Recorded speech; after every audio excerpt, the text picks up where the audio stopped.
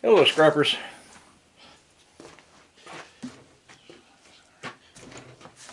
Responded to comments this morning on the channel. I had a subscriber request that I do a video on how I remove my tires from the rims, and you mentioned the plasma cutter.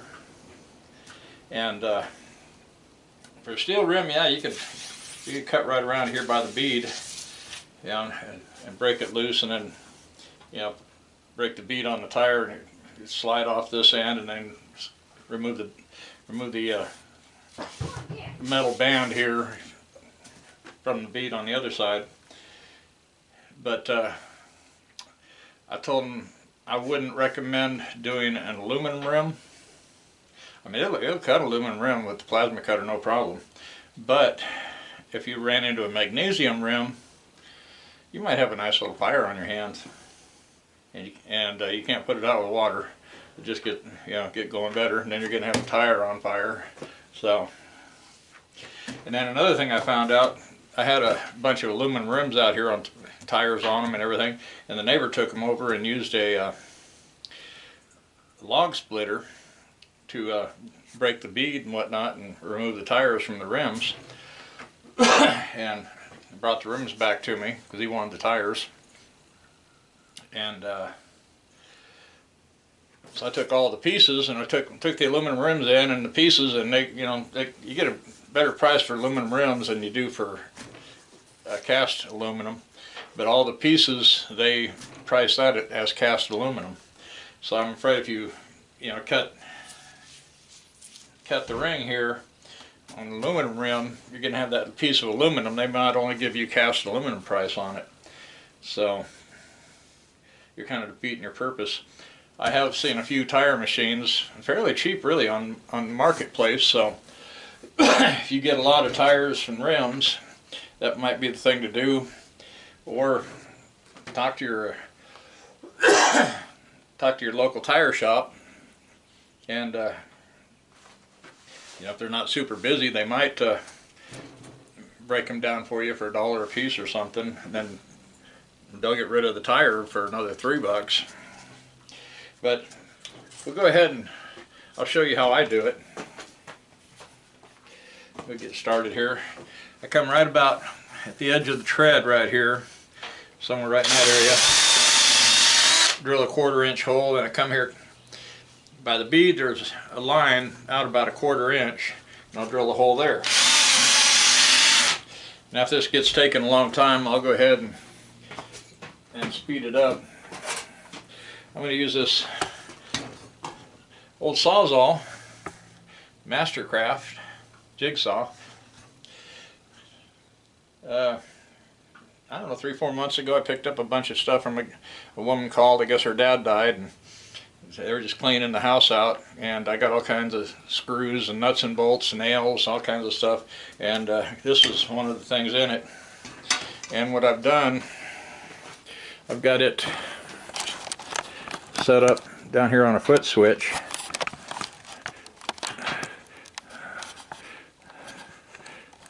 Get the camera set back.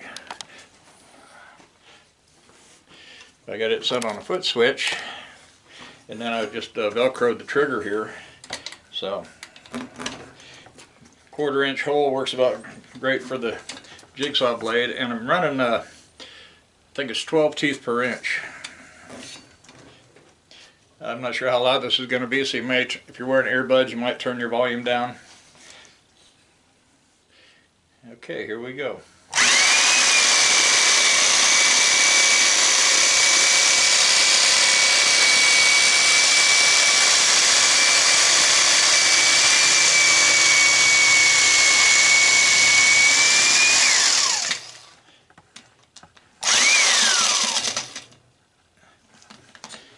Get my foot away from it for a minute. Okay.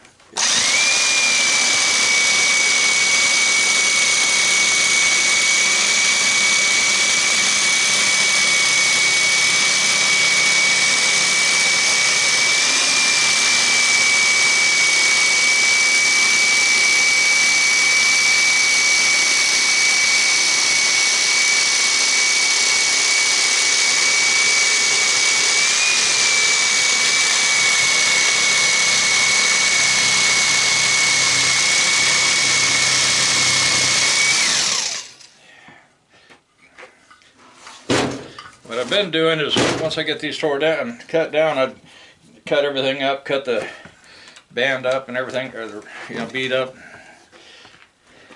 and then I'd throw it in one of these feed bags.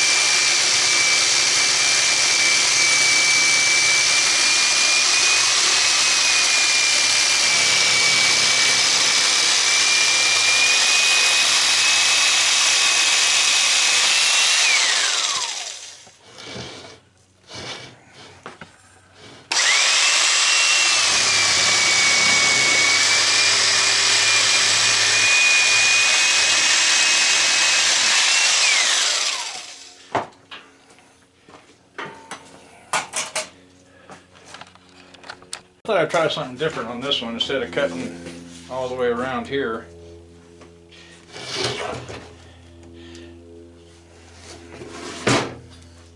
Because what I'll do, I'll get in here and cut the bead with the angle grinder, and then I should be able to just peel that off, so that'll save a lot of time cutting, and I think it's going to work. And I could probably have done the same thing up here.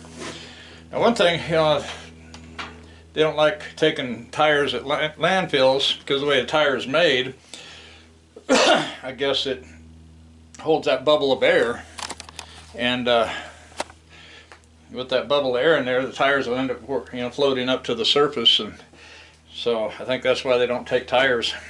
I saw one guy did a video, and he's doing the same thing basically I'm doing, but he said as long as you got a cut here, you know, and you just have the tread piece, and then you got the sidewall piece separate. He said a lot of times, you know, the trash men don't say anything about it. So I'm gonna hit mine up and ask him one of these days about that. So let's give this a shot. For you guys that are new to the channel, I use a Go Yonder cutting disc. I buy them in lots of 50, and they run $27. So about 55 cents a disc. Now you can get them in lots of 25 or lots of 10 also, and I do have them on my Amazon affiliate page, so it's linked in the description below the video. So we'll finish cutting this and then see about peeling that off there.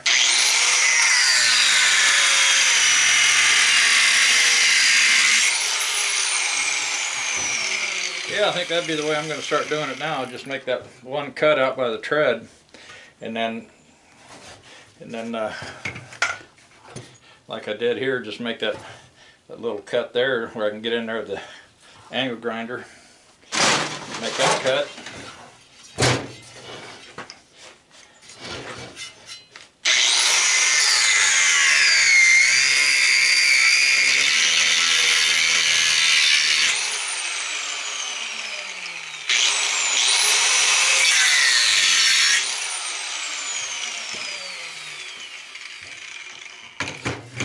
A lot of times what I'd do when I had this piece of the bead, what I'd do, I'd put my bolt cutter, cable cutters, I put these long handle cable cutters in there, and then I just cut the bead every about 8 inches, and it'd kind of break in half.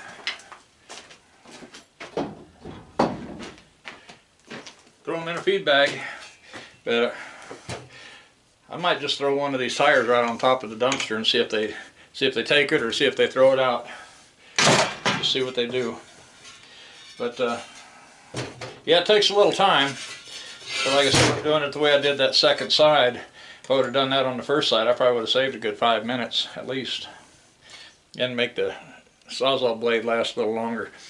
Now you probably could get in there, or jigsaw. You probably could do it with a Sawzall too. It's possible, but I've tried to cut the bead with the Sawzall blade, and it just seems like those wires in the bead, they'll just rip the teeth right off the Sawzall blade. So you'll spend more on Sawzall blades than you're probably getting out of the rims. And like I said, you can do an aluminum rim the same way.